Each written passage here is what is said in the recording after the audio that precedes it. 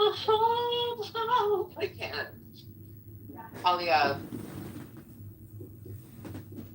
Pierre Polyev. Yeah. Polyev. What is his name? Polyev. Polyev. Oh my God, no. I made the Oh wow. Hey, do you live in Quebec by any chance?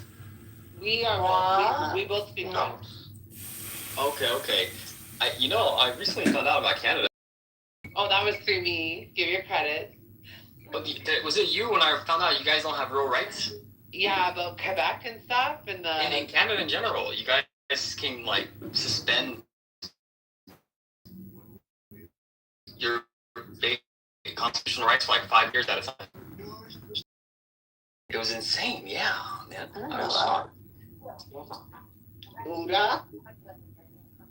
Let's wake up.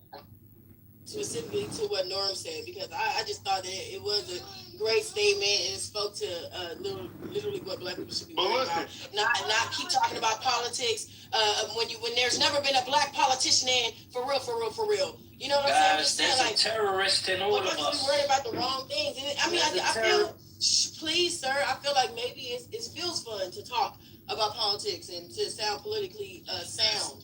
But I mean, there's bigger issues. There's bigger issues than just talking about who don't like a president and if a motherfucker sound racist or not. I mean, is the infrastructure being built within the nation that is stuck within another nation? I just think that's what the Jews did, and that's why they so well renowned now and well known and are constantly talked about. Because during the time when they was going through everything they was going through, they flipped the shit. They used it, built a nation, their own protected, insulated nation inside of America that now has to be respected at all terms.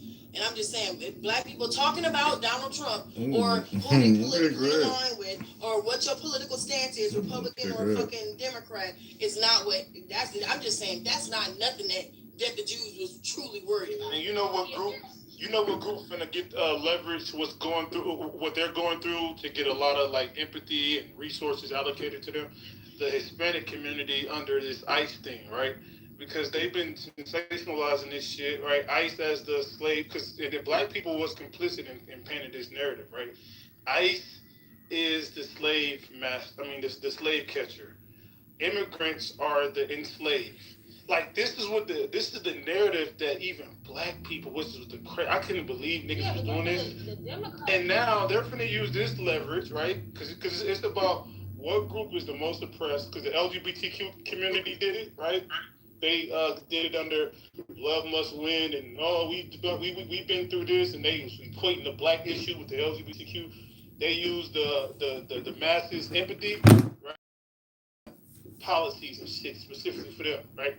Now the next group, right, is going to be the Hispanics. They're done with niggas, bro. Listen, people are scared. Now, this is the part that we haven't discussed, right? If you add on everything that we discussed today, and then if you add the cancel culture, people are scared to get canceled by Black America, right? It's to the point where they probably prefer hiring other groups in corporate America because they're scared to say the wrong thing, to lead to a lawsuit. They're scared to say shit to lead to, people losing their businesses and shit. So they're like, I'm just gonna stay far away from black people because these niggas is like, so it's hella shit, man. I ain't gonna lie, bro. We gotta recreate ourselves politically because this shit might be over. All that. Dude, like that, I can't do it on the negative talk, though. You talking a lot. Just keeping it real. This ain't negative. This is fact. Yeah, but you're like, nah. I'm not gonna say they doing that all in the business. But I hear your sentiments. But every ethnic group. You see what I mean? Every ethnic group didn't just champion themselves and just build themselves. No, they used the black community to do it. That's my point. Including the folks, the youth boxes also. Yeah, but what does that have to do with? Let me shut up. I'm saying this, right? I'm saying that these people, right, use civil rights, right? Black people frontline civil rights, but we added gender, we added nationality, we added religion, right? So the Jewish community attached themselves to civil rights. Immigrants attach themselves to civil rights and immigration. LGBTQ attach themselves, right? But the point is, they weaponize the sympathy from the masses to get institutions. right? Absolutely, but they also weaponize us. They also harm Exactly. us. So, for instance, like that news article we read, where it said when black people, black Americans, were trying to support their own businesses, the Jewish people wrote that it was anti-Semitic for us to support our own businesses. So they said it's anti-Semitic to say spend money with black people only. They did say that. I definitely. Yeah. So Can y'all put that article in the chat? Sorry. Yeah, we just can't, I can't just be over here like trying to say, okay, these are the model people who did everything, blah blah blah. We're not going to do that because at the end of the day, all of them harmed us. Every single one of them. There's not one group of people that did not play in our faces. They made laws to oppress us, and they made us. They were actually doing everything that they didn't want done to them. They were doing. I agree, but I'm saying that people don't care. That's what I'm doing. No. The point is, no one gives a fuck. Hold on, NBC. We know you don't. No, I agree that all of these groups have been complicit in harming black people while also leeching off our civil rights, right? But I'm saying that people don't care no more. Yeah, it's not necessarily about caring, but I just don't want It is. conversation. NBC, shut your dumb ass up. Wait, hold on. Stop coming off your mic. Let her land, bro. All right, fuck. Anyway, like I was just saying, what I'm saying is for black American people, they need to understand that part, that everybody used you, sabotaged you, made laws that you couldn't support your own, and then now they're telling you to stop crying about it. Okay? You don't have to cry about it, but we're not gonna act like that didn't exist for the Jewish people, for the Italians, for the Caucasians, for the Mexicans, and for everybody else that's in this room, the Africans as well, because they were getting funded too by the U.S. government while they over here punching down everybody else. They were given free room and board and education.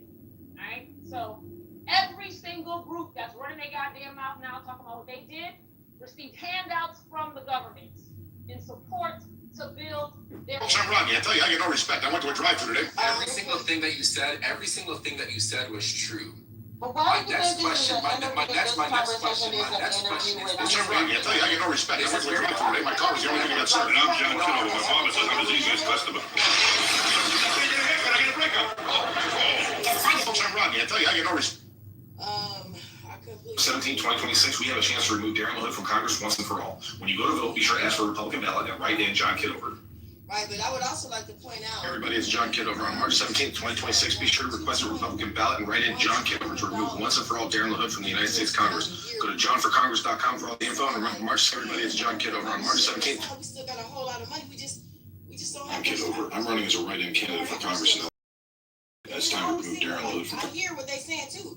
Nobody gives a. Evening, a writing campaign is taking shape in Illinois' 16th congressional district. I scream that to the top of our lungs, but I mean, we have no infrastructure. We have nothing for these motherfuckers to respect. Well, that's straw. What matters. We're going to need a spoon. That is a blueberry marble pop float for Float Day Friday. Happy Float Day Friday. Well, we have a blueberry marble pop for Float Day Friday. The reason it's called a marble pop is because there's a marble right here that prevents the soda pop from coming out. First, we need to remove the plastic wrapper. Inside the wrapper, there's this little cap. And that middle part of the cap comes out like this. This is the part that you want. So you can see the marble right here. We're going to take this device and put it on top of the marble and push down.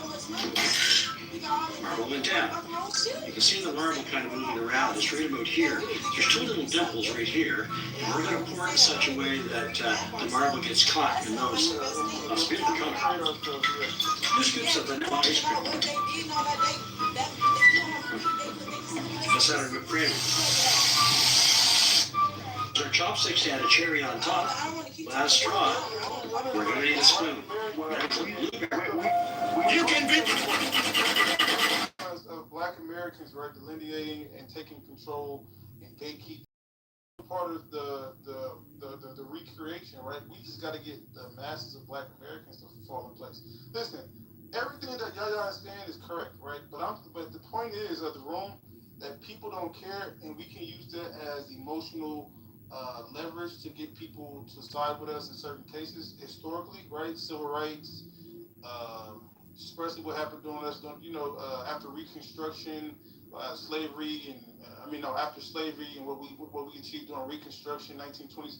But we're saying in 2025, us saying what these other groups have done to fuck us over or use our plight for them to get benefits, it won't work. Like us saying that to them, nobody cares anymore. Was that said to them, or was she making a comment about it? It will work, but there's a way. Her mic is low. Hold on a second. Let's let Danielle finish.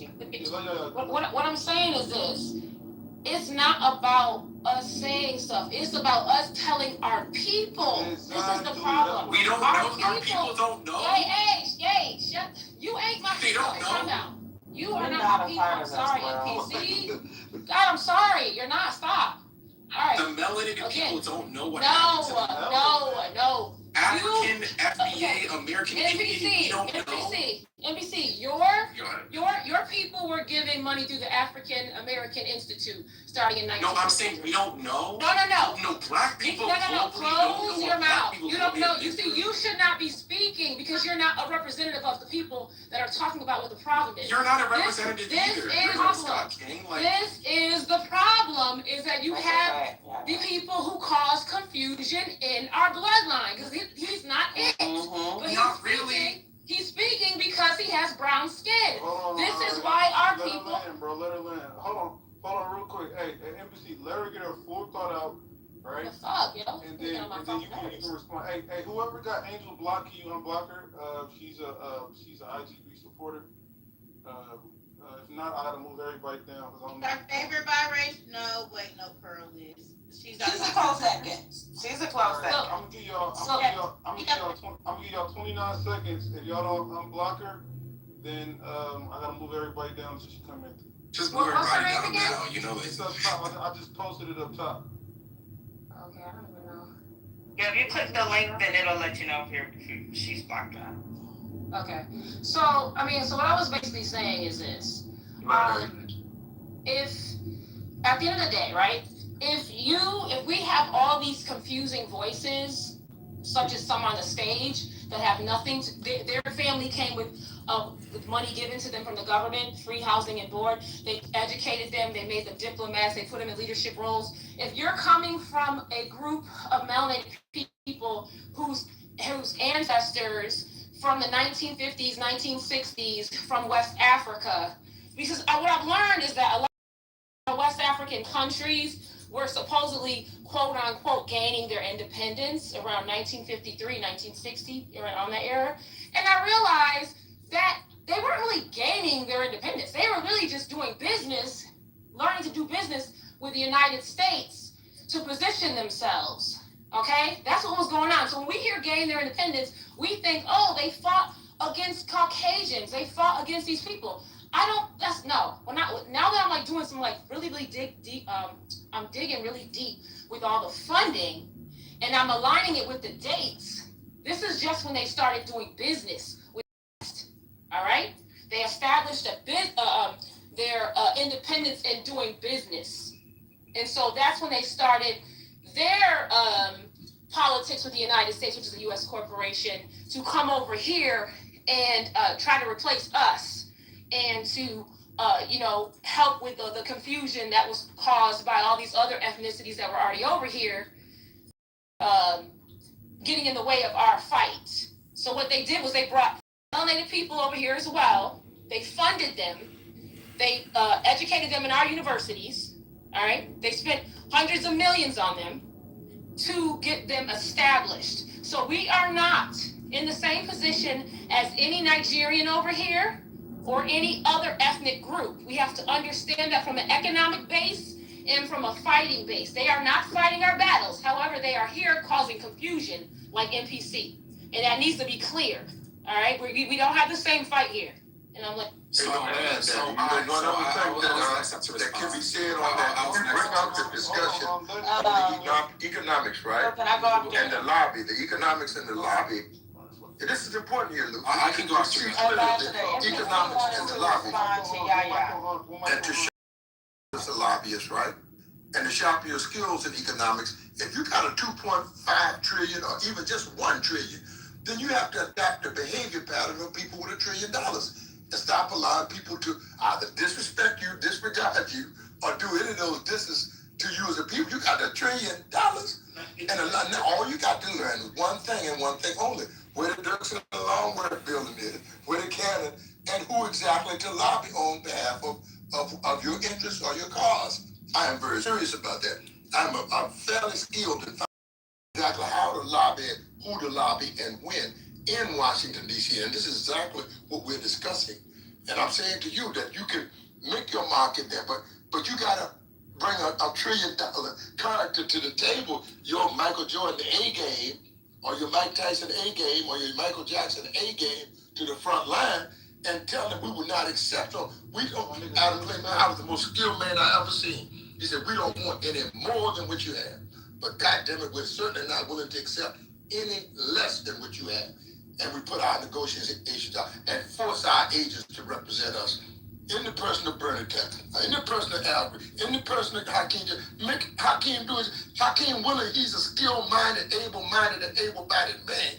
Make him do his goddamn job for you, for we the people, the constituency, the voters that elect him is usually a whole black man. You see a congressional black congressman, they goddamn, he put in by elected black voters that came, got up out of their house, went to the polls, and voted for his black ass. And now you gotta make him do his goddamn job. And I tell you how to get results. If you can skip it, you can pimp it, you can move it around. But at the end of the day, you got to get in where you goddamn it. Where you can make it. Oh my, you got to do that.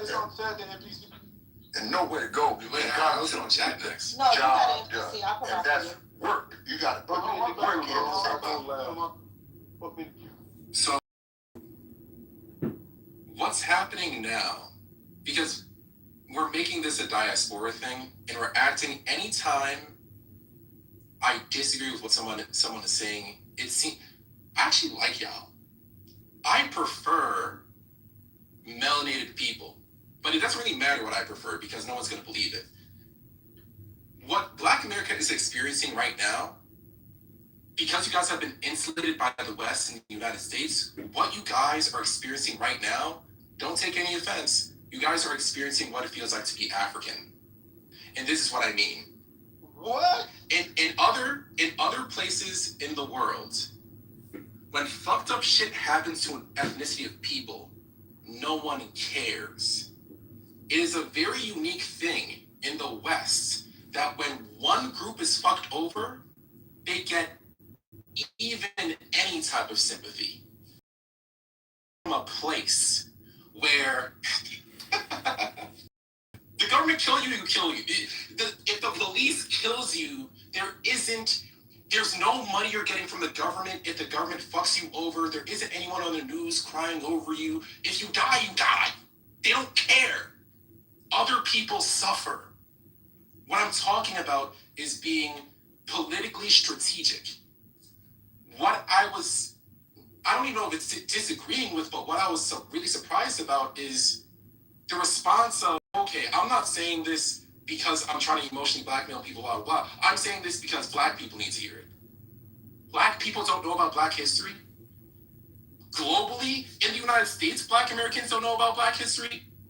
On the continent, we don't know about Black history. How many times, it's getting to a point, I'm getting Black fatigue. Because I keep hearing truth every single time we're talking about something else. We bring up the true points about the past of people who look like me and you. Every single one of the points is true. Are we gonna use what happened in the past to like have something substantial, or are we just gonna keep just repeating it with no effect? That's the only thing I'm talking about. So if we're in a position where we live in a we live in a constitutional republic. We do not live in we don't live in Negroism yet. We don't live in Negroism yet. If we lived in Negroism, whatever we wanted would happen. We live in a society where we have to convince people who don't look like us to accept an agenda that benefits us. If we want to do that. That's what I'm talking about. I want to say this just before we know, just so everybody know where we at. So we was talking about because it was a Jewish guy on stage and said how, you know, people are getting tired of the word anti-Semitism being used against people people, the word racism being used, and all of the emotional blackmail that people have used after what happened to the Holocaust. They used it to create institutions and use that sympathy to build Israel, and the stuff that we done after slavery, from Civil Rights Act. People don't have that same empathy in 2026. So, like, using identity politics, guilt tripping people into voting one way, calling people. So, like, for example, it was a lady, Jamil Hill. She's a liberal. She was talking about the Hispanic people are easy targets, right? And this is why they vote for Trump. And they're actually voting for their own demise. And people are saying you can use that for other black people, right? Try to like demean them and say that they're stupid because they voted for Trump, but that won't work on other groups. And a lot of people are done with empathizing with Black America, right? So I'm gonna play this clip and then we'll get back to the. So here's the clip, and then this is a Latino lady. Evening, a response. Evening, a writing campaign is taking shape in Illinois' 16th congressional district. Army veteran. Latino and Hispanic communities are, to be frank, especially if you're from Cuba. Cuba's here, socialism, communism, and as long as the Republicans use those words to describe. Evening, a writing campaign. I'm Kitover. I'm running as a writing candidate. Didn't make a conscious decision. I'm running as a writing candidate for Congressman. Confused, we didn't understand what we were doing. That's pretty fucking insulting and tone deaf considering the state of your community. I'm Kitover. I'm running. Everybody, it's John Kitover on March 17, 2026. Laundry list of 17, 2026. We have a chance to remove Darren. You voting for that has taken away your family, caused mass incarceration, the lowest level of education. But we're dumb because we understand what communism and socialism is. Newsflash, when we hear those words, it's not a trigger, bitch. It's experience. And in case you didn't know, most Hispanics are conservative because we value family, faith, entrepreneurship, working hard, building something for the next generation. We know exactly what we're voting for. And no, we didn't need anyone telling us how to think. Not in English or Espanol. Let's pass it to Close the room, Lou. After that shit right there, I don't know what anybody gonna say, Lou. Lou, you might as well just close the room. Shorty she destroyed it. She dropped nuclear bomb. Facts. Motherfuckers hit me up metal. Hello, moderator. I can tell you why you don't. Hello? Let's pass it to chat. It's on chat. Oh, okay, yes, thank you. Real quick, put a gun emoji in the chat if you agree with this Hispanic woman. Put a brain emoji in the chat if you disagree. All right, let's pass it. Cool. Like what's odd to me is that other groups of people were quote unquote made whole based on the atrocities that their particular racial group experienced, right? You have even Japanese Americans, you have Holocaust survivors. They were compensated by Germany. You have the reparations that were paid post internment camps for Japanese Americans, right? The reason why you don't hear from them about that is because it was addressed, right? And they were, quote, at least the government made an attempt to make them whole. The problem lies in what I think that Normo and NPC don't quite understand is that the reason why we're talking about it, because all we keep getting is no. And then to tell us to be quiet. To me, it speaks against, now you're okay with, well, I'll add Lex in there, y'all are okay with everyone else being made whole but us. But you want us to be quiet. I think it's odd, right? The thing that I spoke about, because a lot of us tune our ears and lean in. People, quote unquote, I'm using air quotes, when certain people speak, and we tune other people out. And I think some of it is anti-Black within our own community, because one of the things that I spoke about earlier was lobbying. And for us to come together and identify the things that as a people we want to lobby the government for, even if it's three things, right? If you look at what the Heritage Foundation was able to create, what is the equivalent of that in our community? NAACP. No, it's not. That's what's crazy. Because if it were, the NAACP would have crafted a working paper for us to set the agenda for us as a people. They set the agenda for their organization. They're not setting it for the people. How in the hell do we have week CBC every year and we haven't set an agenda that out every year for our people? Because they're African. Why do we not? Huh? Because they're African. That's why.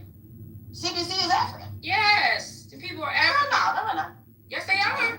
We got Congressional Black Caucus, man. The Congressional Black Caucus is like I think 9 of the rest of all from other ethnic melanated groups around the world. I'm a real rested. The reason why. Damn, that's crazy. Yeah, look it up. CBC Look it up. African. Yeah, that's why. Listen, I've been a part of the Texas delegation for a minute. I haven't been in 3 years, but literally, like, I don't understand what's happening. Yeah, look it up. The thing of, thank you. But my point is we have organizations that we can leverage, right? Or we can start anew. But what's happening is we're trying to go through a party system. And we believe that party system will be able to direct us and improve our situation. That is not going to happen, because if we do that, it has to be filtered through their agenda. We have to remove that filter, come together, galvanize, and identify whatever that agenda is, and make a long-term plan for it. But we're not doing that. And the moment, and we have to have people that are telling us that what we have to say, we need to be quiet, or it doesn't matter. While you got China and freaking Russia in your country freaking running amok, all up and down your doggone continent, but you want to tell us to be quiet. And when y'all need to speak more on your own continent. Don't come over here, go talk to them. I'll lay in there, thank you. Okay, real quick. So I just want to say this real quick. Real quick before TC and my brother Anthony go, let's get to the meat and potatoes, all right? Let's talk to white people. Let's start with Alan. Lou, for this test time. I got you. Hold on. This evening, a writing campaign is taking shape in Illinois' 16th congressional district. Army veteran and community advocate. And one thing that poker has taught me, right, in order for you to win, you don't play your hand, you play your opponent. So you got to think outside of yourself, look at your opponent tendencies, and then play that to your advantage in the game of poker, right? So that same logic should apply, right?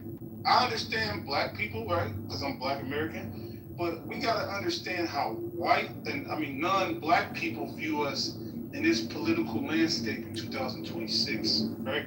So we can't base shit off how we see it. We got to see how, because if you look at the people who control the institutions, it's non-black Americans, right? So we got to kind of evaluate their posts and then make strategic moves based off that, right? So let's start with Alan. Alan, let me ask you a question. Is white guilt over? Are white people done empathizing with Black Americans' plight? What's your thoughts? Speak your mind, Alan. Yes, this is a free speech act. Because the reason why I chose you first is because you have a picture that's been politicized by white people, and they're equating that as the equivalent to George Floyd, right? And they're saying that Black people are targeting, it's like Birth of a Nation times 20, right? They're saying that Black men are targeting white women, right? That was a Ukrainian immigrant that got underlined. Yeah. So what's your thought on that picture? And do you is the white guilt over? White people are not empathizing with Black people anymore. Do you feel like that's true? Speak freely, Alan. When have you known me not to speak freely? Look, I'm not sure I'm the best representative of Let's speak, motherfucker! But I am probably a representative of a certain segment. This is what I think. I think that most white people don't want to see themselves as being bad people. And so what the left tapped into was, you are a bad person if you're racist, which I kind of with that. That is true. It is not the only thing by we measure Flies. whether or not you're a good or bad person, but it is something one can measure with. I think what's happened is there's a perception from white people of, look, we've been trying to do all these things for you because we empathize with you, we size with you, and now this is how we repay. You're still complaining. You're still complaining that we're racist. You're jumping all over us because we don't say the right things. We don't use the right language. You're always changing how we're supposed to address you. There's all these things that we got to conform to. And at the same time, we're just trying to live our lives just like you are. And it's become a problem. It's too much. And I think, the idea of, I don't want to use the term, but people get tired of that. It's like, we will do these things, but we want to see a result. And from my perspective, we were seeing a result, and then all of a sudden it wasn't enough, or the narrative changed, or whatever it was, or a political party. Okay, I get it. I get what you're saying. Now, how do you feel as an individual? Is your empathy toward black people is over, and how does that apply to the picture in your PTR? Well, Lou, as far as the picture in my PTR, if you want, I can talk about it, because I've had this argument. The actual stats of white violence against black people and black violence against white people shows overwhelmingly that black people are attacking white people at disproportional numbers. Okay, now who the hell? No, let him no. All right. It's full thought out. We're not finna do All this. right. Get in my feelings shit. This is how a lot of white people think. Continue. Okay. And my feeling is, look, take care of your shit, because otherwise, and I know nobody's going to like this, because if you don't, we will. Nigga, what? Hold on. Is that a threat? No, what the fuck? What you take it as you want, but if the dude yeah, that killed I him was know. a mental. Wait, hold on. Look. Because we direct. You Armenian, right? You're white passing. So when you say, if you don't, we will, can you elaborate? Yes. Now let me put it nicely, okay? Every community. We want direct. No. This is I free speech America. I can make the point. This is free speech America under Trump. Yeah. Well, we want how you really feel. Don't act like a white liberal. How I really. Don't act like a white liberal. Lou, act like a white Republican and stand He's on. Armenian. He assimilated to white people. Yeah, but they're not the same people. That's like calling Nigerian a black American. Lou, this is how I really feel. What? Okay? No. What I'm about to say, I'm not sugarcoating it, okay? What I really feel is that every community has its issues, okay? That's true, all right? And the black community has its issues. Now, it needs to solve it, and it needs to solve it on its own. It can't keep waiting for white people to solve it. It can't keep asking for white people to come up with the solutions or come up with the financial means by which it will solve these problems. But if it doesn't do it, not me, but there is certainly a segment of the American population who is getting more and more pissed about it. Can I respond to Alan real quick? Hold on. Can you tell us a little bit more about the shit that they're getting pissed about? Yeah, like like your PTR. Bro, Alan, bro, stand on it, bro. No, you're dancing around it. So wait. So how am I getting? response? No, you. So wait. Can you break down? You're saying she can't use the dining room. Somehow I thought this time things would be a little bit different. Right. First, make it possible for it to be different next time for somebody else. Congressman, you got the moxie to do this. Excuse me, Miss Standard, be more comfortable in a room. Miss Standish is quite comfortable, thank you. I hope you're happy. No, I'm not happy at all. Fox is doing a film with Bizet's Carmen. They're using an all-Negro cast. Do you know how many colored actors want this part? She is Carmen. You should have seen her run up with me on the road. And I drive all the way from the valley to the studio, and along the way, I see faces. Have I ever of Dorothea Dandridge? Decide to get me a reading. Apparently saw you from his car window one morning. Mr. Preminger will see you now. Have you seen my man?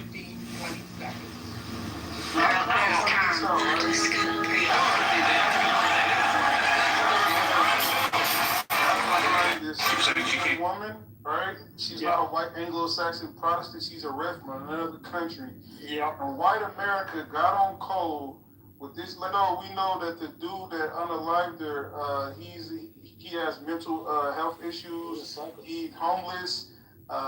He has a criminal record. He got all type of mental health problems. They didn't care about that. All they seen was, in their eyes, a white woman being unalived by a black man. Politicized it. They're calling this the equivalent of George Floyd. Well, even though we know that's not true. Yeah, that's fine. It's the equivalent of George Floyd. These white Americans got on Ukrainian refugees. Hold on, Luke. Lou, I didn't. Let me just say this. All right. Yeah, go ahead. No, I just wanted to say this. This is the reason why this race shit needs to stop. Because everybody was not on board with what the fuck that whatever happened with whatever you're saying. Because this flat white, flat black, all this bullshit is stupid. And what it does, it gets to hide people. Every Caucasian ain't talking the way Alan's talking. Okay, he's Armenian, and this is the reason why the Caucasians who've been here for, with the heritage Americans, they trying to separate themselves from all these fucking people too. The reality of the situation is this: we need to get rid of race and just deal with them ethnicities, okay? Because then the confusion can stop. This dude Alan does not speak for all these other people. He doesn't. He's Armenian. He just got here. He just fucking got here. So he can't speak for the white America who black Americans have been dealing with this whole time.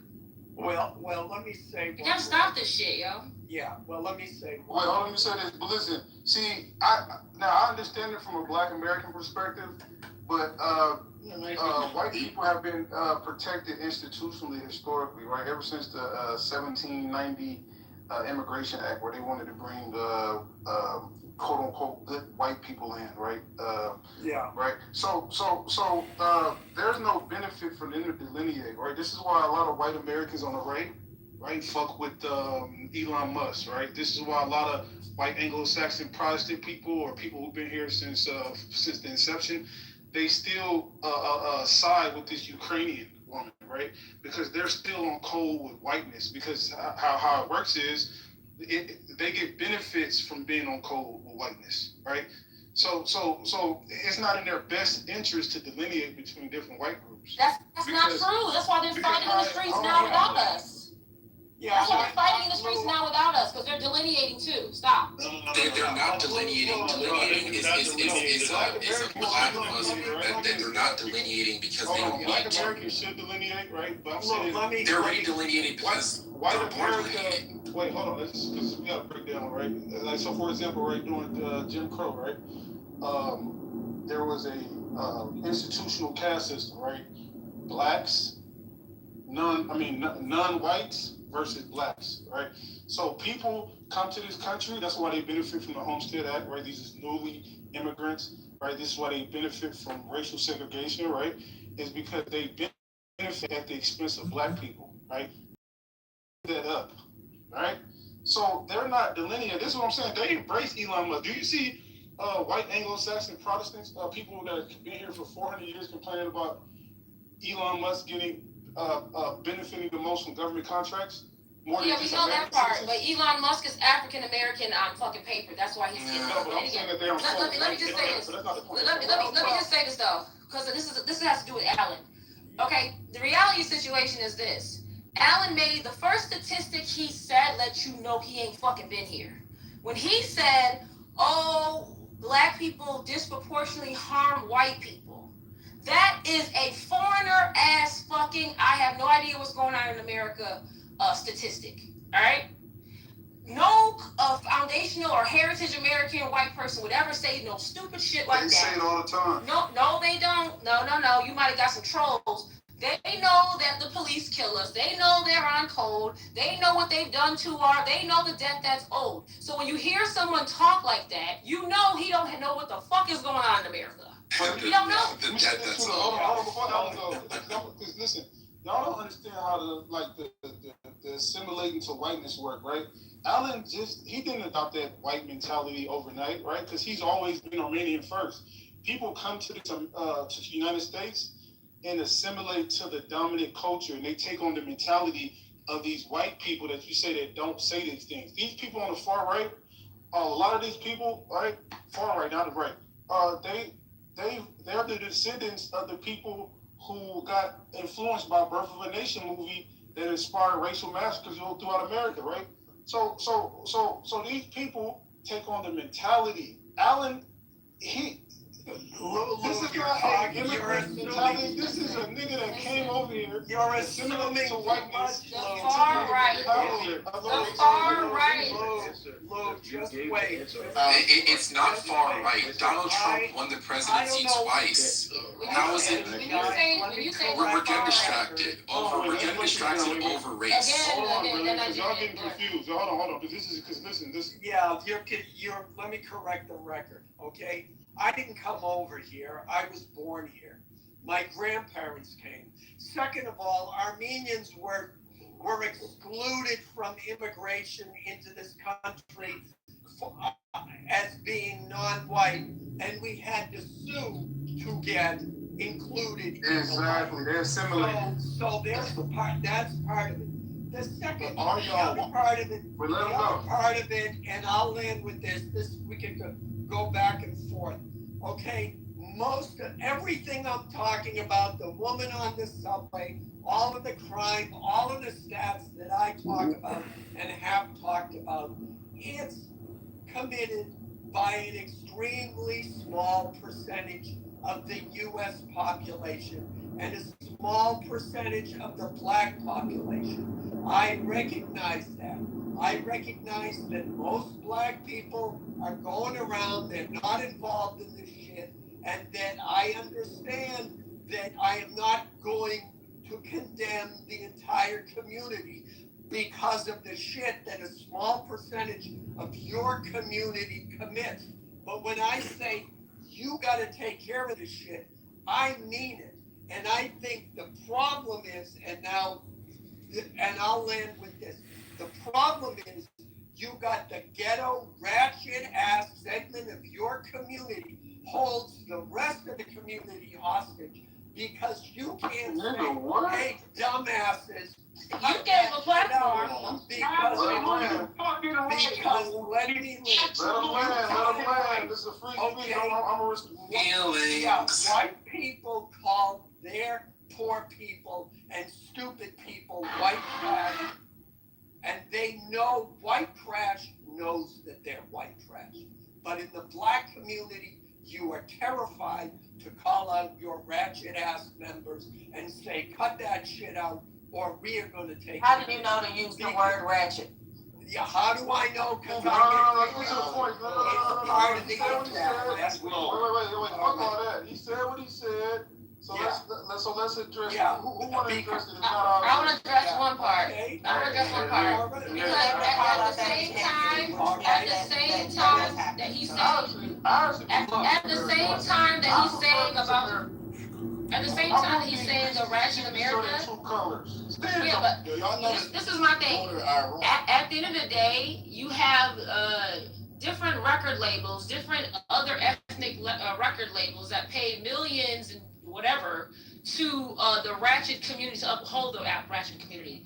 That is not the doing of the black community. You guys are choosing these people to be the representative of, and they get paid to act that way. So that's just the true reflection of the black community. Those are stereotypes. Okay, so again, when you talk about all these bad things in the black community, and you talk about all these things in the black community, it's other ethnic groups that's trying to make that be the standard. Do you understand that? Yeah. Okay, so there's a lot of black American people who do not act that way. You got the Democratic Party is putting what's her name, Cardi B, in front of the politicians. The Democratic Party is sitting there having a party and bringing an abortion truck to a campaign to do live abortions. Okay. And I am constantly ranting. Okay, so You ever heard of No Limit Records? They're not white entities, alright? They bad boy rich. Yo, listen, these are not white entities. People have to acknowledge the truth. Running from the shit ain't gonna do anybody no good. This fucked up ratchet shit is celebrated in the black community. It is what it is. We can't run. We can't pretend. Sexy Red didn't just happen. he's an FBI informant.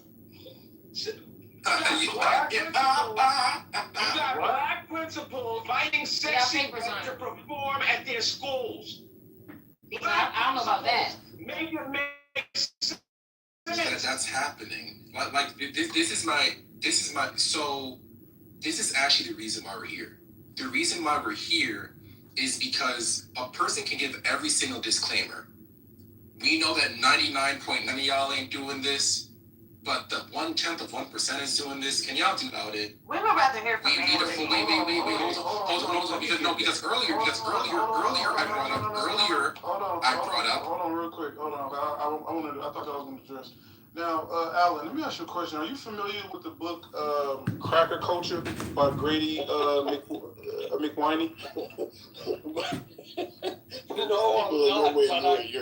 I love the title. What's wrong? Okay, so Cracker Culture, right? Cracker Culture. Hold on, no, I'm not joking. I'm because we got to break down what he's saying, because I think he's just ignorant. Cracker Culture is a book by Grady McWhiney, right?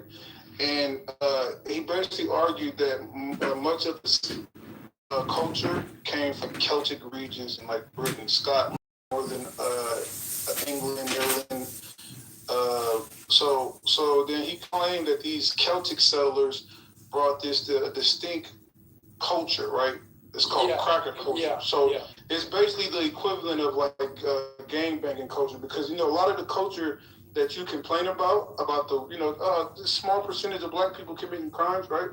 We didn't start doing gangs until the 60s, 70s, right? Yeah. So before it was black gangs, it was cracker gangs, right? Ku Klux Klan, right? Yeah. Irish mafia, Italian mob, all of these European gangs that started in the 1880s, 1700s, 1600s. This formed a cracker culture. So these Celtic settlers, right? They was basically herding like traditions rather than farming. They had this thing called honor culture, right? So we call it get it back in blood. Y'all call it honor culture and like personal violence and shit, right? Yeah. So they had like strong. Basically, the book was talking about how they had strong loyalty towards kin groups, and they was anti-government because the white Anglo-Saxon Protestant people, the British colonized Ireland for like hundreds of years, right? So they brought these people over here, and a lot of this shit that y'all complain about literally comes from white culture. And y'all have yet to address the Ku Klux Klan. Y'all have yet to address all of these groups that's been doing this cracker shit, right, for the last 400 years. But you want to hold the magnifying glass to Black America and try to hold and tell us to hold our people accountable. When are you going to hold the crackers accountable? That is whataboutism at its finest. But it's okay. It doesn't make any sense, my brother. Let the white land, and you can respond why it don't make sense. I'm in agreement with you. I'm all for for self-accountability. I think black people, I just want to clarify. I don't do this thing where I try to like ignore the problematic shit in the community, right? I do think there are some problematic things that black people need to address. Not only black people, Americans, because we're Americans. When it was violence against Asian people, right? White people got behind Asians to protect them. So why don't y'all get behind the small percentage of the black people that you claim that harm everybody, right? Why don't y'all get behind and protect other black people? They're still Americans, right? That's right. So, and look, so shouldn't it be an American accountability? All right, and I don't. First of all, before I say anything else, thanks for letting me speak on the stage. First of all, I appreciate that. Second of all, look, you said I was ignorant of some stuff. I won't deny that claim. But I don't think you have to be well versed in history to know how to be nice to people. And now let me ask you a question. Okay, say hypothetically there's a white person and this white person, he's looking for a roommate. And somebody calls him up and says, look, I heard you got an ad. I'm interested in being your roommate. And the person is obviously black. Is the right thing to do, the non-racist thing to do, and what would be the racist thing to do would be to say, yeah, I already rented the place. Now, and then here's the question, Lou. What do you think I did in that situation? If it was a black woman, I'm pretty sure you offered to be her sugar daddy. Well, I didn't offer to be her sugar daddy, but I did live with her for 2.5 years. I knew it. I fucking knew it. It was a black woman. You thirsty motherfucker. Well, I had 2 other female roommates, and nothing happened. Nothing happened. Okay, we were roommates. But the point is what would it? The point is that I did what you're supposed to do, right? Why are you looking for black people's validation on what you did? I'm not looking. Louis, I don't You're looking for black validation. You're a closet liberal. Okay, you complain about the left, but then you're seeking validation. What you're doing is horrible, Lou. You cannot be labeled a racist. Lou, I don't care. I've been called a racist a million times on this app. I don't need anybody's. Do you care about being called a racist in 2026? Me? No. Yeah. Lou, you know you do. No. You know why? No one should care about being called racist in what 2026. What I say. Who came off their mic and said, Lou, you know who's not white? He's not white. You're absolutely right. Again, well, he assimilated. Listen. You know, all right, I don't think y'all know how white this work in America, right? Irish, Italians, Ashkenazi Jews, a lot of these people historically, the dominant culture in America historically been white, Anglo-Saxon, Protestant, right? So these people had to assimilate, right, to whiteness, right? Fight for their whiteness. Even Hispanics in the early 1920s, they got a thing called a LULAC, where they campaign to not be labeled non-white, right? Yeah, but it's not. It has nothing to do with color though. It's a status and law though. So they were trying to get certain civilities and certain rights in the white status. So let's not make it about like it's a bloodline. Whiteness by qualified by law. Yeah. No, white is not. White is not. Yeah. It's a status and law. Armenians come from the region called the Caucasus Mountains. Exactly. We are the original white people. No. White, because melanated people, white in America, white have property and everything else. So stop, because this is the confusion on this stage. We need to stop the confusion on the stage, acting like white has something to do with pale skin. It is a status in law that gives you certain rights. It's always been that way in the U.S. corporation, but they've dumbed it down for black people to think that white means that it has something to do with caucus skin or whatever. Caucasians, that's why you always, this is the reason why you always hear me say Caucasians. I call them Caucasians from the Caucasus Mountains. There are black people who are white in law. They're white in status. The Horn of Africa, melanated people are white in status. So we have to stop making it be about color. That's the ignorant part that they want you to think. Not understanding has to do with rights. But yeah, like that interpretation, what you just said, what you just said doesn't fit the thing. Yeah, you gotta stop demonizing black people I'm not. who act white. Not you in particular. Well, maybe you don't. No, I don't do that. I don't do The that. whole idea of being a sellout, okay? She never said that. I don't do that. No, I know, but you're. No. We're not going to switch the subject. Hold on real quick. Stick to what we're talking about.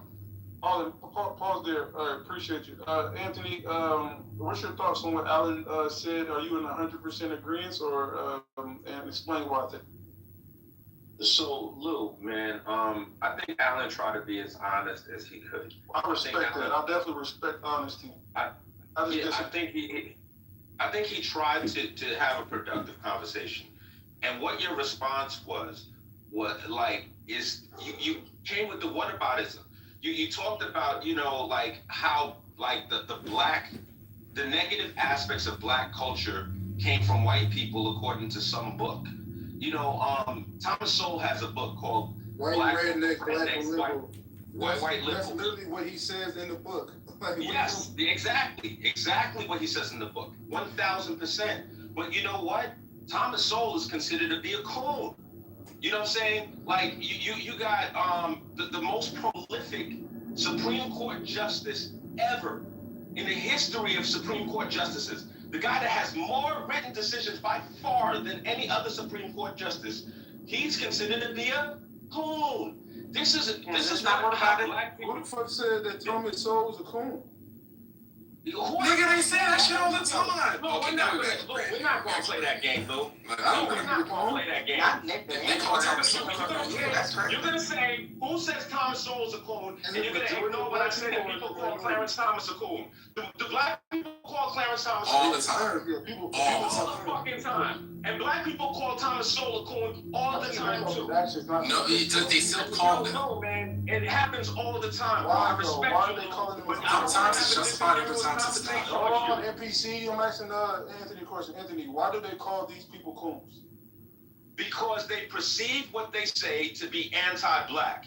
Because in the so-called black community, if a black person criticizes another black person openly, he's wrong for doing that. There's supposed to be some secret meeting where black people can only criticize black people at this secret meeting among black people. You can't openly criticize black people. You can't say to the young lady having four kids with 4 different men is wrong. You can't say that. That's anti-black. You're othering yourself. Anthony. Lou, I think he's showing that black community should we hold each other accountable. Lou, what I'm saying to you is there is no accountability. What I'm saying to you is there is no standards. There used to be a time when there were standards. There used to be a time when there were standards. There used to be a time when your grandmother would say to me, show me your friends and I'll tell you who you are. There used to be that time. What Chris Rock said is there's a civil war going on between black people and niggers. I'm here to tell you the niggers won the Civil War. The niggers won. That's what the fuck happened. And there's no accountability, no standards in the so-called community. Newsflash. Niggas want to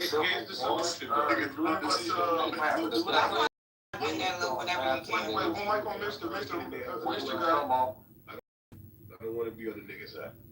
Look, I mean, I agree with Brother Anthony too, man. He makes some great points, and everybody else is making great points, right? But this is the issue, and this is how we solve it. We now see, and Sister Yah dropping jewels as usual. But now we have to talk about how do we fix it. The first way we fix it, we delineate and separate, but using a political action committee PAC and institutions and organizations on what's happening now in 2026. We can't have these conversations with the Martin and Malcolm outlook. Yes, I do agree. We do have a civil war against niggas and black folks. Yes, I do agree with everything people said. But how do we fucking fix it? Fuck all this intellectual masturbating. How do we fix it? This is how we fix it. Can we all agree every immigrant from since the 60s has come to this country on our backs? Yes, now that they're here, they got over fucking 50 years of doing what they want. They're like, fuck you. Cool. That's our mistake. And we made a lot of mistakes since the 60s. We have to fix them now with money, institutions, and organizations. Not the ones that we have now, because they are already corrupted. They are already not us.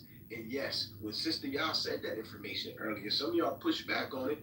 Most of these organizations that are supposed to be us, like the NAACP or the Urban League, et cetera, they are not us. And people like Brother MPC and others, they don't want us to speak like this, because if we delineate, separate with power, with political actions committees, and we give the information and answers about who we really are, they no longer get the free subway ride. They no longer get the free trip. They no longer get the free ride. And they have to delineate, separate, and get it the same way they always told us. By, put your boots up while you bootstrap, right? That's our number one problem is now we are too scared to say fuck Pan-Africanism. Fuck everybody else. We're going to get it how we live, but not talk. We need to put blood, sweat, and tears behind it. We need to put money behind it. We need to put organizations behind it and institutions behind it. And the first way is do the history, know the information about how we got here. Number two is show the whole world how white women, DEI, LGBT plus, and every other goddamn thing that's out here rocking now, it's us. What's for us, and we got nothing off it. So now, the buffer classes, now we're fighting the white man, buffer classes, and the whole entire planet. And if we don't put money with it, with institutions and organizations, like you said earlier, with Dr. Wu, Claude Anderson said, he gave us a date. We will be a permanent fucking underclass with nothing. That's the answer right there. That's the work. Because now, when we have money, institutions, we're gonna have our meeting to say, hey, yo, you a nigga, and you're out of here. You by your head. Oh, yeah. Oh, you're over there cooning? See you later. Oh, we let you in. We thought you were gonna fight for it. You didn't. Off with your head. But if we don't have an institution or organizations that can do that, backed by money, with standards in the Constitution, it's all for naught. Let me reset the room. That was good. We're talking about white guilt is over under Trump. We was talking about how, well, this is a comment that was by El Normo. He said that people are done, he's a Jewish person. He said people are done empathizing with Jewish people and what they've been through during the Holocaust. But what they did was use that empathy at the time to get Israel and use that empathy to get institutions. And now that people are done with empathizing with other institutions so they can make moves.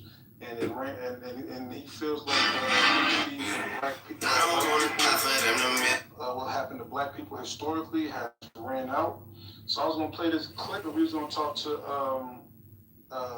some white people about this and have a real dialogue. Here's the clip. Racist. My generation, you wanna know why I'm racist? My generation of white American men were told that the last 80 years were a problem. People who looked like us, that lived like us, they were the problem. And that we all needed to get past racism together. If we pull it off and we can get past racism, if we can learn to live in a colorblind society, things would be better for all of us. And so we were the first generation raised with a truly post-racial mindset. And as we started to reach adulthood, we walked down, put our hand forward to shake the hands of every other race, of every other group, of every other religion, and were immediately sucker punched by reality. Everybody else made it clear that no, they're not striving for a post-racial society. They want to fight over our corpse. They didn't want equality. They wanted our stuff. Right now, to be a white man in America, you have to be out loud and expressly okay with the idea that in 50 years, your entire lineage, your entire bloodline, your entire cultural history won't exist anymore. I'm not gonna apologize for the achievements of my ancestors. I'm not gonna apologize because my people built a better world than yours. We took a land made of stick huts and bison chasers and turned it into the country that put a man on the fucking moon in less than 200 years. We made everything that these people were fleeing their homelands of thousands of years to come and deliver DoorDash to. All right, so this is now, I don't agree with this, but I do like to look outside of me and look at, even if it's not true, I like to look at what a lot of white people believe. So there's people, except for the past 30 years, was like a violent rape.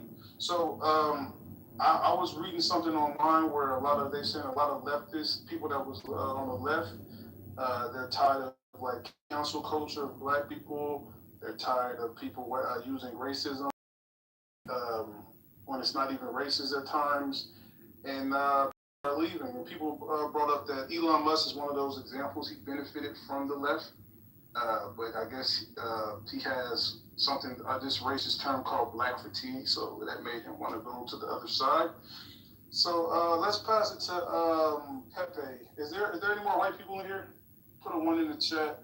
This is a free speech app. I disagree with people's perspective, but people are allowed to say it, and we're allowed to push back.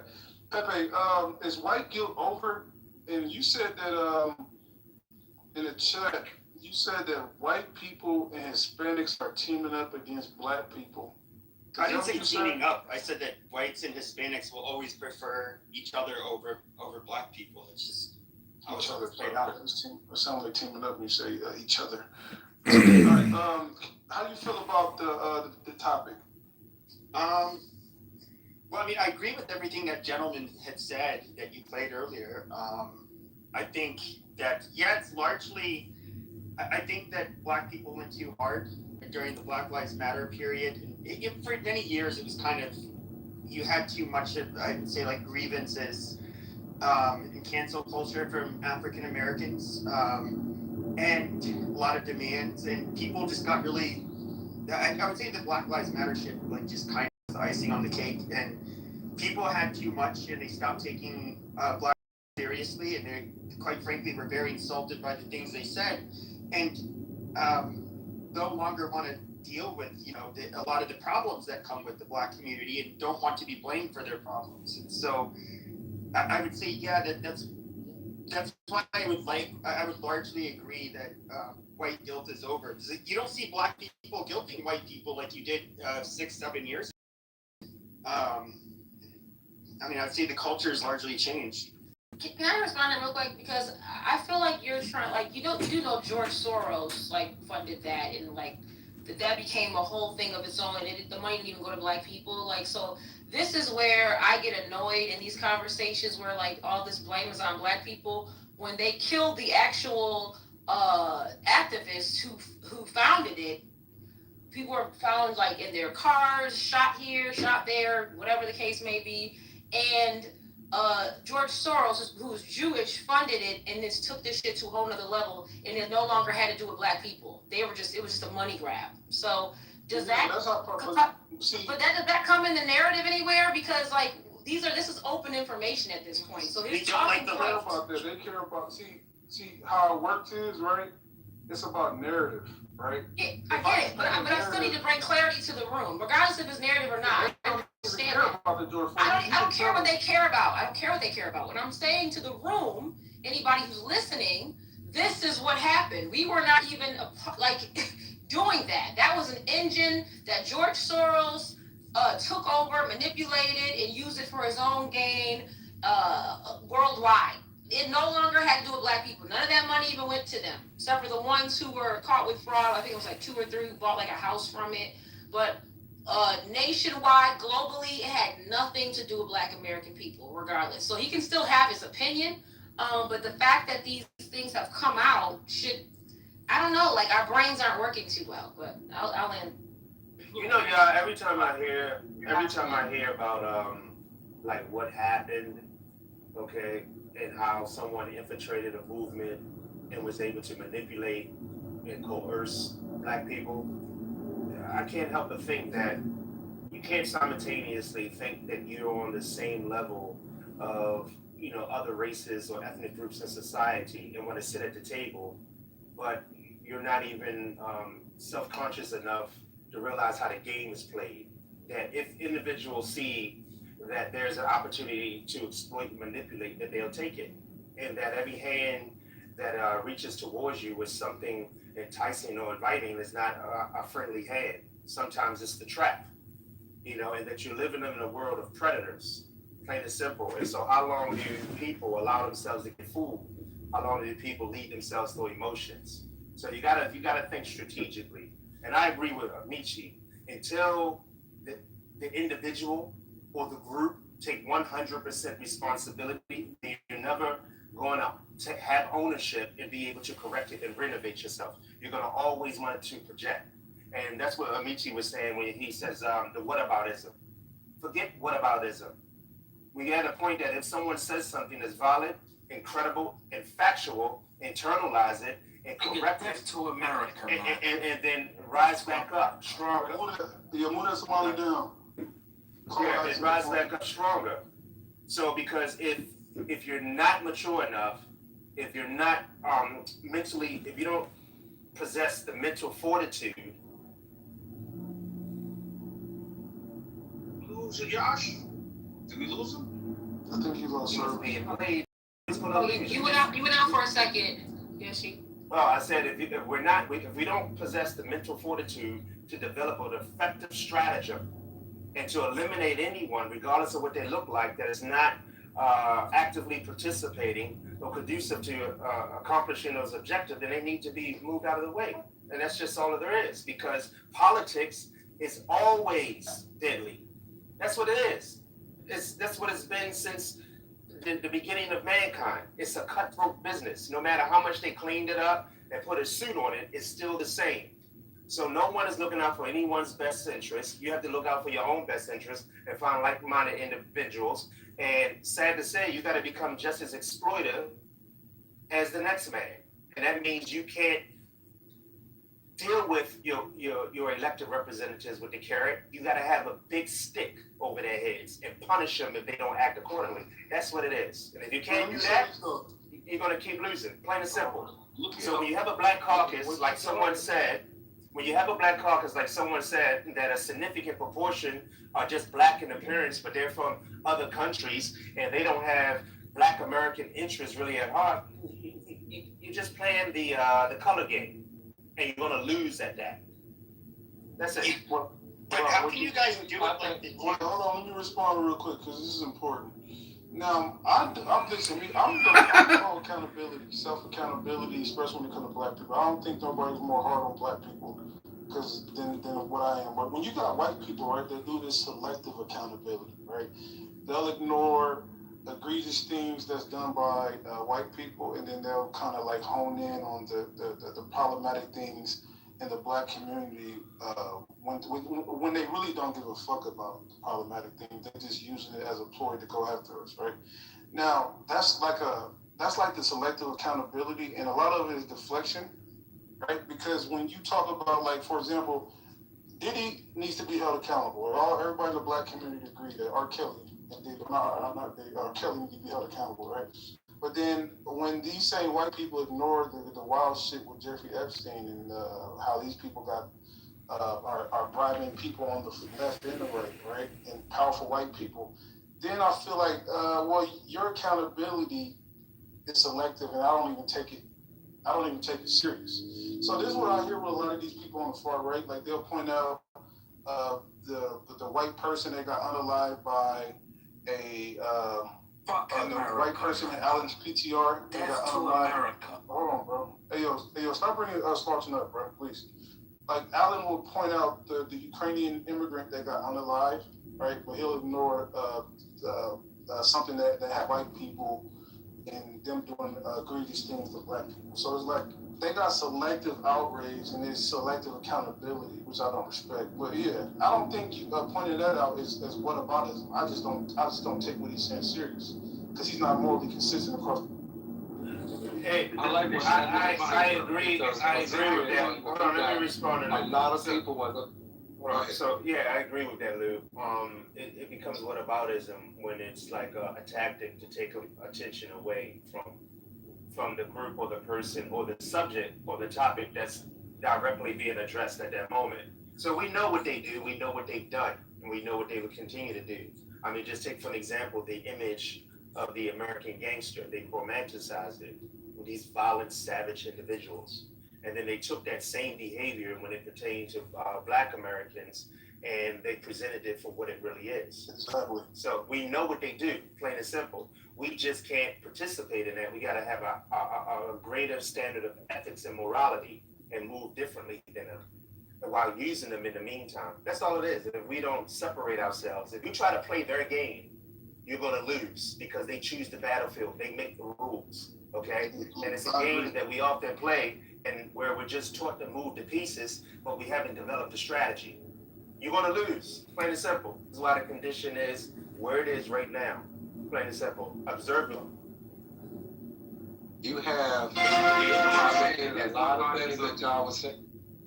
Yeah. So the reason why I say it is whataboutism. If you live in Illinois 16th. Like, you know, I'm John Kitover, and I'm running for Congress in Illinois 16th in a room where by far he's the minority. On March 17th, you can request a Republican ballot. Be honest and open about his feelings, and then you ask him multiple times about his PTR, and then when he's saying whatever he has to say about it, it becomes there are egregious things that white people do.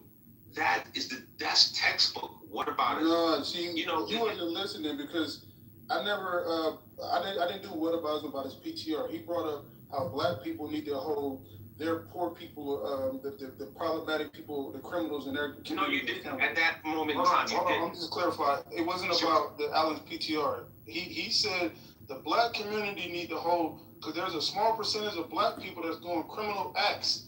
And the black people need to hold the ghetto people accountable. So then I said, okay, well, yes, I agree, because I do believe in self-accountability, but do y'all hold the people this is moral, this is holding somebody accountable for being morally consistent. This is not whataboutism. So I'm saying, if you're going to, I'm cool with that. Cool. Hold black people accountable to do problematic shit, bro. Are you willing to hold white people as well? That's not whataboutism, bro. Yeah. So, Lou, 1 second, Alan. Okay. Squabbling with Lou. So Lou, in that moment in time, right? The room is white guilt. So if we're talking to a white person about white guilt, and then you ask him earnestly, how do you feel about X, Y, and Z? And then he answers the question, and then you're gonna ask him about, holding accountability for things that white people do. That's textbook whataboutism. No, I don't see how we can. March 17th, you can request a Republican ballot. I'm John Kitover, and I'm running for Congress in Illinois 16th. If you live in Illinois 16th district, ask for. Listen, it's called selective accountability, right? If you're going to point out and sensationalize black people's issues, right, and then you ignore white people's issue, you don't really have a problem with black people issues. I didn't tell him, hey, tell me about black criminality. I told him what about white guilt? Black people using certain things against the white people, and y'all turned we turned our backs on you guys. We don't care about you guys calling us racist anymore. It wasn't about how do you feel about black criminality. I'm saying, okay, I took accountability. Yes, we need to address black criminality, but he's coming in bad faith because he never talks about white criminality ever. So instead of me for pointing that out, right? When I'm saying yes, we need to point out black criminality and we need to hold him accountable, but he never talks about the problematic shit in this community. That's not whataboutism, bro. I'm just holding him accountable for not being morally consistent. He's not. All right. Well, let me answer. No, Alan, just really quick, because I never got a chance to land. Okay. So Lou, here's what's up, man. Lou, I think if you actually stop and listen to what I'm saying, we're not necessarily far apart. What I'm saying to you is context matters. If we were just having a general discussion, shooting the shit, and Alan brought up what he brought up, that would be one thing. In the context of this room, he was asked a specific question, and he answered it earnestly. And then what ended up happening was you pointed out that he was, inconsistent because he doesn't talk about this. No, this is what you said right there. You said what I said. I agree with that. We need to see. I'm holding myself. He talked about the black community in a specific way. I said yes when it comes to white people. So I'm in agreement. What about him is like, hold on, let me say this. What about him is it like, okay, black people did this. Well, white people did that, right? No, I said, no.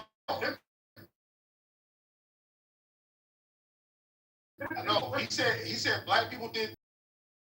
And then if he doesn't answer that, right, he's not morally consistent because you want to hold the fire to black people, which is cool. I'm okay with that, right? A deflation tactic is, well, what about white people? No, I'm saying let's hold black people accountable. Cool, I'm okay with that. Now let's pivot. Now can we hold white people accountable as well? That's totally different. That is whataboutism. That is whataboutism. How you don't understand that, Lou? It's accountability and we're pivoting. That is whataboutism. You're just It's accountability and we're pivoting. Whatever it is, can I answer? Hold on. So let me ask you a question. So if I say, hey, Anthony, you need to have your kid be on time for class, right? And then you say, yes, I do need to hold my child accountable for being on time to class, right? And then, cool. Then you pivot and say, yo, are you going to hold your kid accountable as well? Now, is that different than saying, hey, you need to hold your kid accountable? You deflect and say, well, when you going to hold your kid accountable, you don't even take accountability. One is holding one accountable for the issues, and then the other is holding the person who's trying to hold me accountable issues as well because their kid is not doing the same. That's two totally different conversations. Do you understand that? I agree that it's two. Okay, so what is that called? So Lou, may I respond? I don't want to be limited in my response. My response to you is that they are both whataboutism. One's more egregious than the other. There is a nuance but profound difference between the two conversations, but they both would qualify as whataboutism. That is my point. When I'm asking you about, well, what about your kid? Getting them to school on time. That's whataboutism. Even if I acknowledged it, yeah, you know what, Lou, you make a valid point. I need to get my kid point. But what about your kid? That's whataboutism. You can't run from that, even if I acknowledge it on my side. Okay, I was not upset, whatever you want to call it. I was not offended that Lou used that and asked about it because I agree completely. Yes, white people need to take care of their shit too. Number one, I got three things I'll say quick. Number two, I kind of addressed it, and maybe I wasn't clear when I said that white people, they call their lower class criminals, they call them white trash, and they are condemned for that. So socially, there is a shaming system in which white people tell that they're undesirables, you're fucking up. And the third thing is, when it comes to, I brought up the violence of black people against whites as an example of things that white people perceive as being unfair or unjust, etc., etc. Now, as far as that goes, I'm sorry.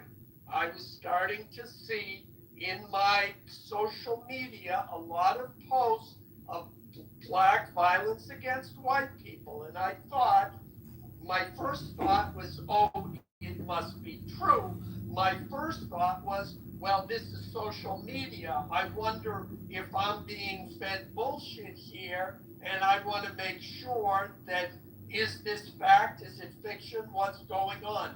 My PTR shows from 2017 to 2021, I think those are the correct years, white violence, this includes everything, white violence against black people numbered 371,000 incidents. Black violence against white people was, and let me look it up so I don't get it wrong, 2,382,400 incidents of black violence against white people. So no, I'm not making this up. But see, you have, oh my God, I think I get to say something. It's just, are you done, Alan? Are you done? Because I don't want it to run away. I forgot. No, I'm done. A lot of people stuck here. Okay. Anthony has said it, once again, I've always followed his brother. And he said, don't breath out your mouth. This accountability, this is the classic of when a white person calls a black person out, always go, what about you white people? They will not take accountability. You will find a sprinkle of people that will, but they will not. And black people know this as well. I mean, if accountability was weed, the niggas would not inhale it. I swear to God. Wait, let me say this too, because I'm gonna keep it real. The fact that y'all in the chat, all right, let's just walk this down, all right? So there's two terms, because the reason why he said that, oh, that's extreme whataboutism, and the other one is not extreme, he didn't have the proper word. That's why he just said extreme, right? So let's just, all right, so whataboutism, that's a term, and then there's this thing called reciprocal accountability, all right? So it's like it's a comparative accountability, right? So the whataboutism that he's talking about is when somebody deflects instead of addressing the issue raised about them, right? I didn't deflect. I said verbatim, I agree. We need to hold those black people accountable, and they are problematic, right? And then I pivoted and then did something called a reciprocal accountability, right? So the first scenario, so like, for example, someone says you need to fix X, you say I agree, and then I fixed X. Then you say, now you also need to fix Y, right?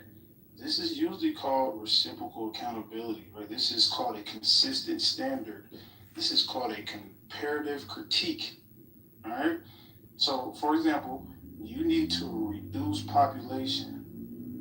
I don't want to do that. So the fact that I asked him what is the key differences between the two scenarios that I gave him, and then he just said it's both. It's one is extreme whataboutism.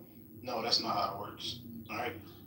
Whataboutism is a deflection, and you don't hold somebody accountable. You little stupid shit. So fucking I said, stupid. okay, yes, I agree with that, and those people need to be held accountable. All right. Now, are you going to hold somebody accountable in your community? That's reciprocal accountability.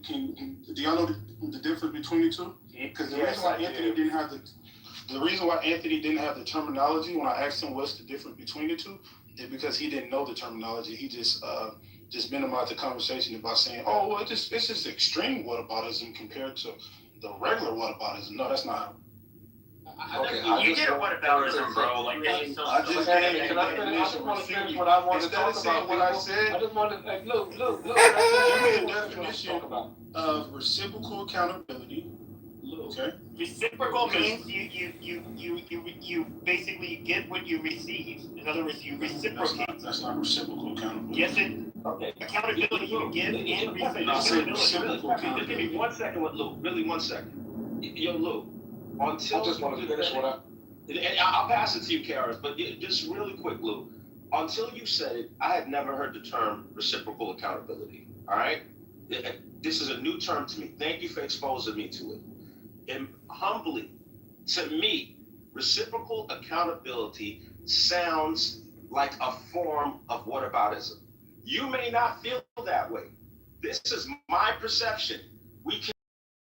They're just two completely different concepts.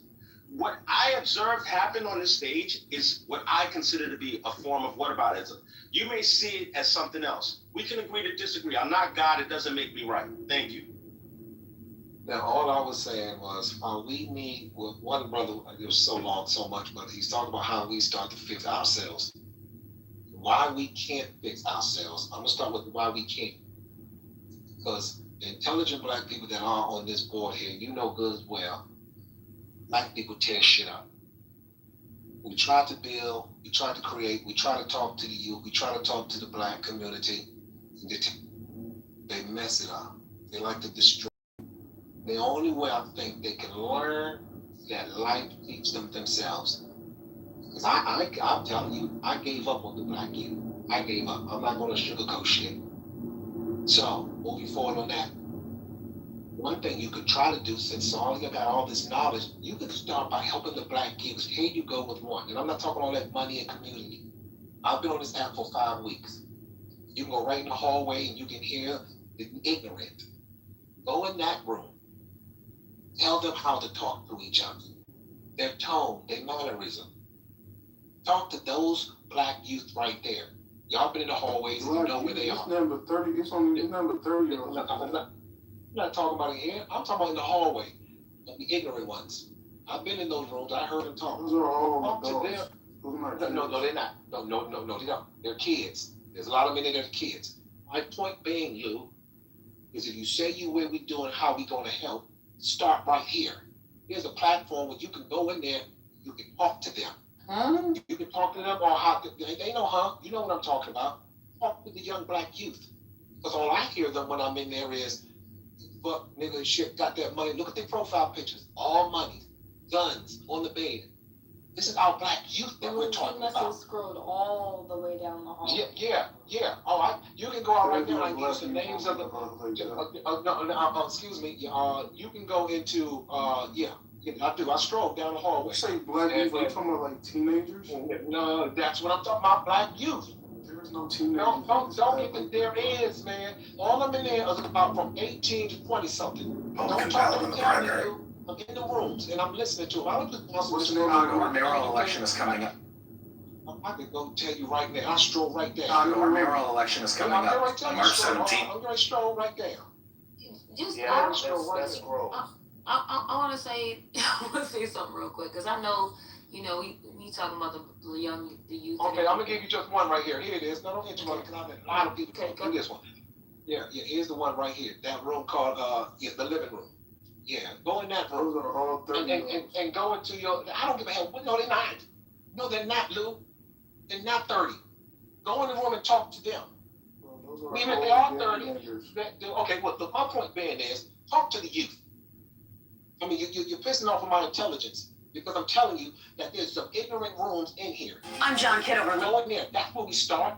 You got John Kitover, and I'm running for mayor of Chicago. Talk to the young people. I'm John Kitover, and I'm running for mayor of Chicago. Our mayoral election is yeah, right here. I'm not talking about government. I'm not talking about tell your young people pull their pants I just out. went in there. That's a stage full of adults.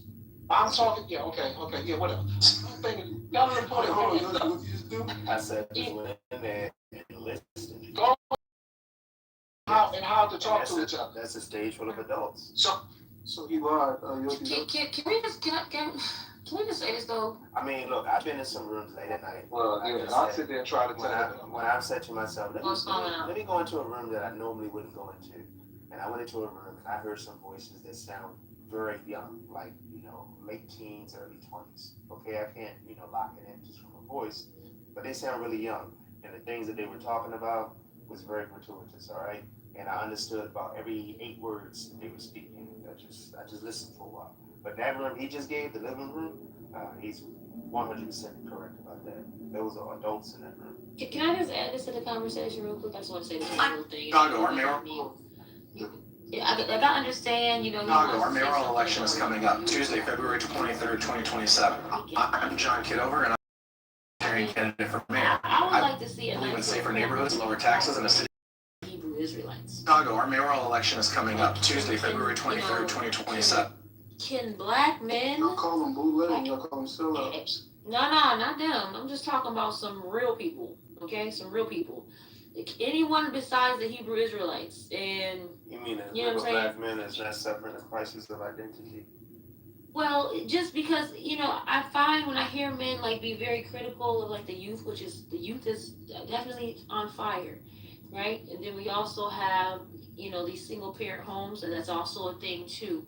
But where is this like collective man movement where, you know what I'm saying? Like men on the street can be like a collective, like Hebrew Israelite type of masculine, but not, it doesn't necessarily have to be the Hebrew Israelite, but I'm just saying, like, where is that? How the women have made like a formation, right? The women made a little formation, jobs, money, you know what I'm saying, businesses, all that stuff.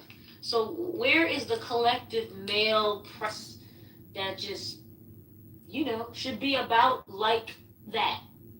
Because we can't just, we want to start with the youth, but like, what about the reason why the youth aren't respecting the men? Like, is there a gap there that can be filled? That's a legit question.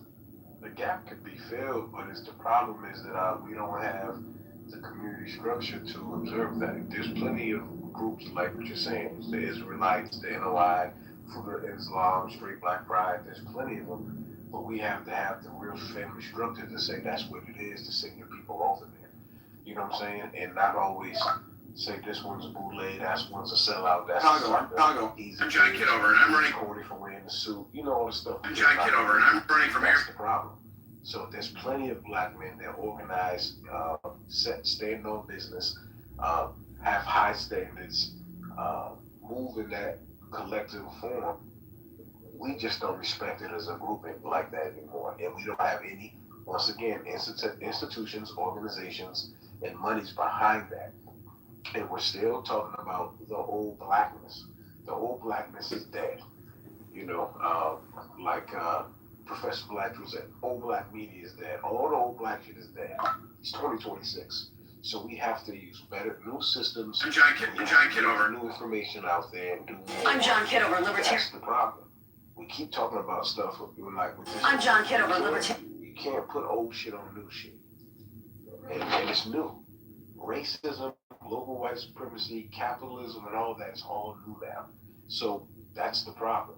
And so I agree with you on this point though, is that we have to do a better job with communicating with the young people, boys and girls, young men and women, and it has to be organic. You have to want to do it. You have to love it. You have to, see a better picture than you. It has to be really about your people, because the old school taught us is that when you're a father or a big brother or whatever, it's not just for your family, it's for the whole neighborhood and community, right? So we have that out there. We just have to be better connecting it like tentacles, like we once used to do. Because every time we have a group like what you're saying, Sister Yaya, and I hate to say that, brother, is right, we shit on it. Just look at the overall picture. You remember a few years ago when they had the problem in Texas and those black men got together and went there and cleaned all the schools up and stopped the fighting, and then a month later they was getting shitted on. How is black men taking accountability for their community, going to do the right thing, standing on business, holding everyone accountable, not getting the police involved, and then we shit on them later? It doesn't make sense. Yeah. Real quick before we go, really quick, before you go. Yep. Let me lay it right here. So I can answer your question.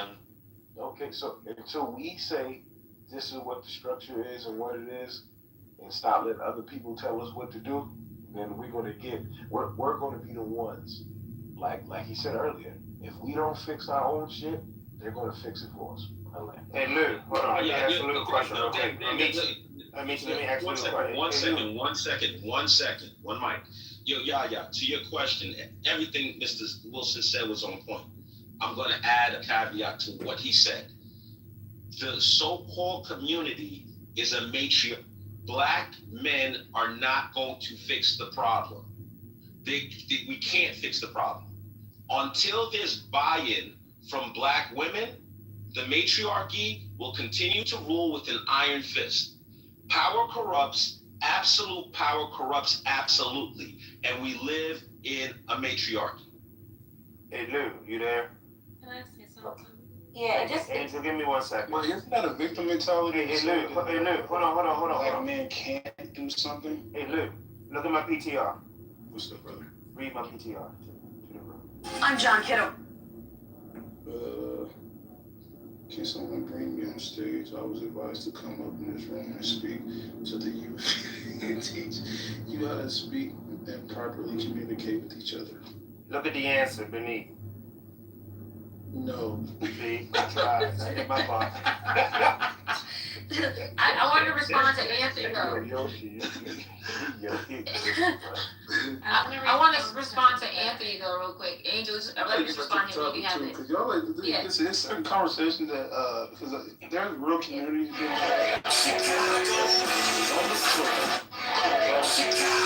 for like, oh, let's do accountability and seek community, like just figure out what's going on in your local city, and there's people that's doing a lot of things that y'all talking about. Okay.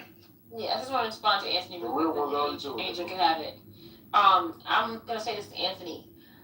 Women have a position to play in the family, right? All right, she has a position to play in the I guess you could call it the Black community, right?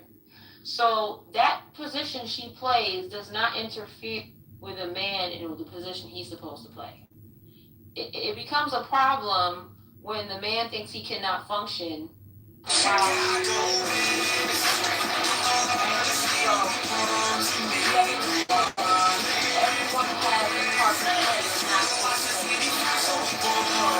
If you think that you don't know how to, not you specifically, but a male doesn't know how to add to the community, then that's a problem that person has to figure out. You know what I'm saying? I'm John. Chicago, our mayoral election is coming up Tuesday, February 6th. What's up? Chicago, our mayoral election is coming up Tuesday. Yo, so here's what's right. In order for us to have the building blocks of community is family. If you have 70 to 80% out of wedlock birth, you don't have community. The people that are birthing the babies are the ones that are in control of the community. I'm John Kitover, and how can they fix I'm John Kitover, and I'm running for mayor of Chicago. Like this right now we in a squabble, so I'm gonna rest my mic right there. All right. So again, no one told you to jam your dick in anybody and come and then procreate with whoever decided to produce a baby. There's called semen retention. There's called troll. There's called discipline. Chicago, our mayoral. There's called wisdom. You know. So you cannot hold only the one who. Chicago, our mayoral election is coming. I'm John Kitover, and I'm running for mayor of Chicago as your libertarian. Chicago, our mayoral election is coming. Just no idea where to start. Accountability, like that's super stupid. But let's just say that is the case, right? Let's just say that is the case that happened, right? Now it is your job as the sperm donor or the person who's in a relationship to actively be there. You don't, let's just say y'all don't get married. Let's say you don't do it. That's not even the issue in today's world. In today's world, are you there? Are you guys working together? So Anthony just did whataboutism.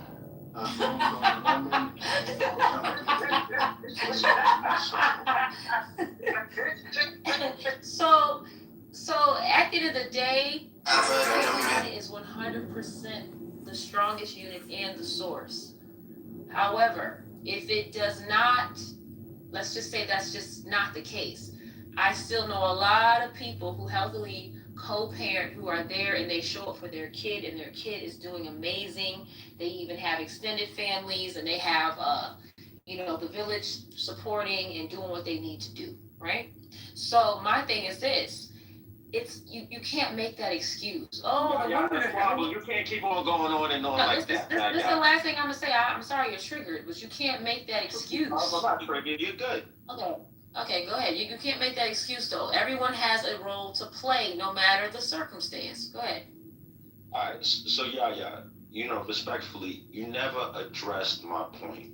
I'm saying to you, the building blocks of community is family, right? And 70 to 80% out of wedlock births does not a family make. Furthermore, a woman births the baby. She has empirical evidence that she is at least one of the baby's parents. How many times you got women that don't know who their baby father is?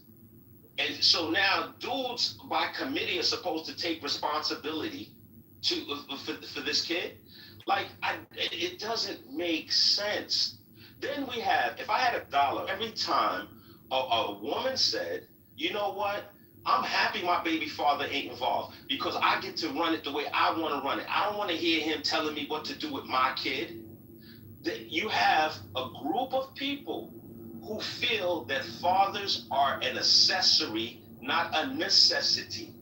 You don't have a community. You're putting the cart before the horse, and it won't work. You're talking about something that doesn't exist. If you break down household income by ethnicity, Indian Americans are at the top of the list. Next up is Chinese Americans. The trait that those two groups share is how the likelihood that they will be married. They have community.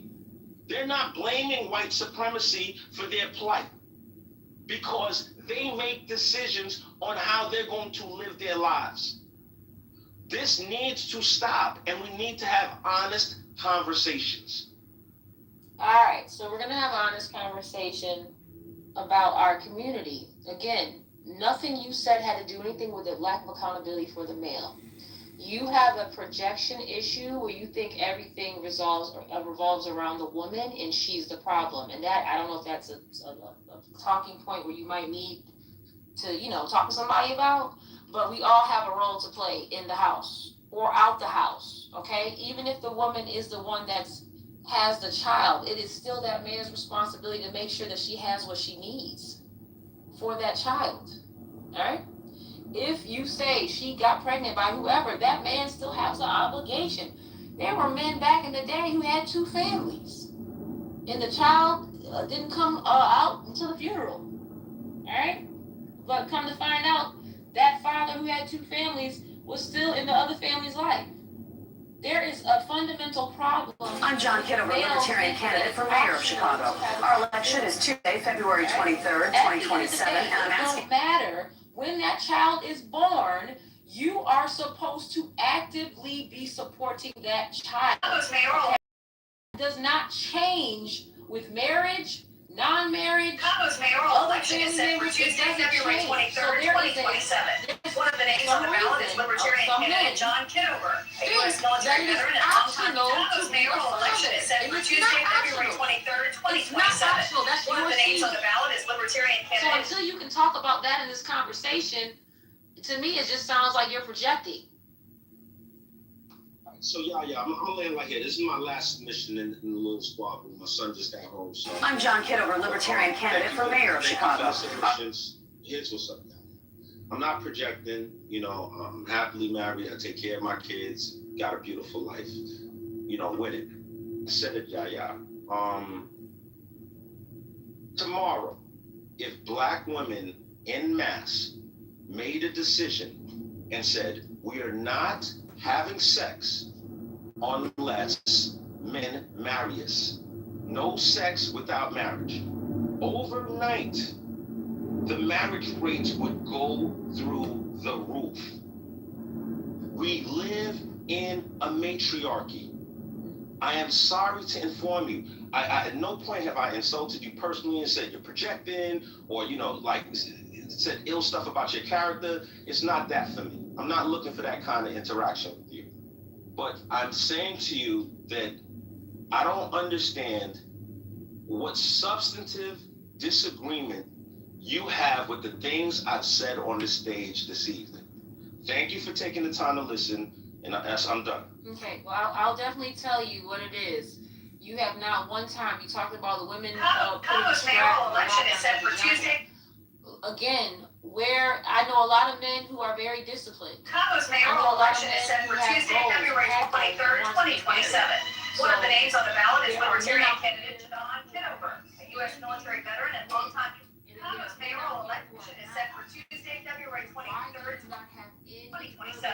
One of the people, you have no verbiage, and that's a problem because there's people on the stage that were talking about the youth. There's people on the stage talking about the women.